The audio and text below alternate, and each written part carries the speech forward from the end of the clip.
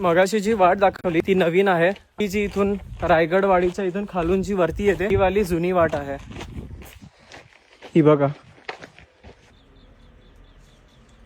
माझ्यासोबत आहे ही mother dog. एक चुना मळण्याचा घाणा आहे हा. You can see here.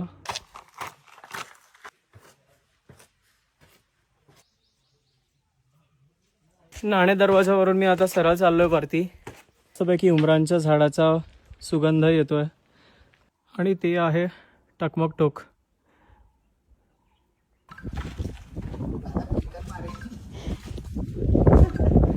गडावर आल्या आल्या उजव्या बाजूलाच शिरकाई देवीचं मंदिर आहे. पळसगावच्या जवळपास होतो आणि या दोघांनी मला लिफ्ट विचारलेली. टोटल मला 4 जणांनी लिफ्ट विचारली येता येता. तो थँक्यू सो मच. महाराजांचं दर्शन घेतलं. सो मी फायनली आलोय आता जगदीश्वराच्या मंदिरात. गेल्या वेळी आलेलो तेव्हा इकडे यायला नाही मिळालं. मंदिराच्या समोरच्या बाजूला आहे हा नंदीराज.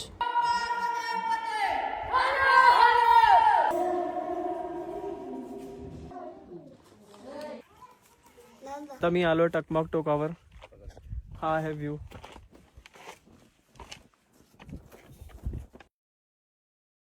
ह्याच ठिकाणी महाराजांचं वास्तव्य होतं आणि त्यांनी अखेरचा श्वास सुद्धा ह्याच ठिकाणी घेतला.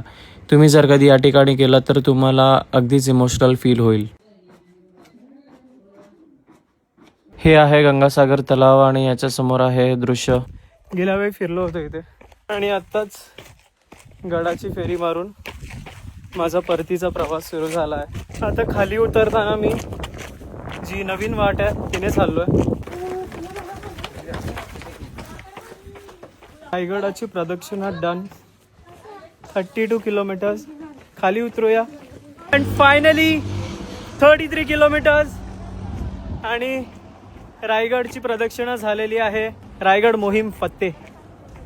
मोहीम फत्ते झाल्याच्या नंतर पाचाड येथील राजमाता जिजाऊंची समाधी आहे तिथे जाऊन मी त्यांचं दर्शन घेतलं. चला तर मग पुढे भेटूया पुढच्या मोहिमेवर. तोपर्यंत कमेंट सेक्शनमध्ये सांगा मी कोणत्या किल्ल्यावर जाणार आहे.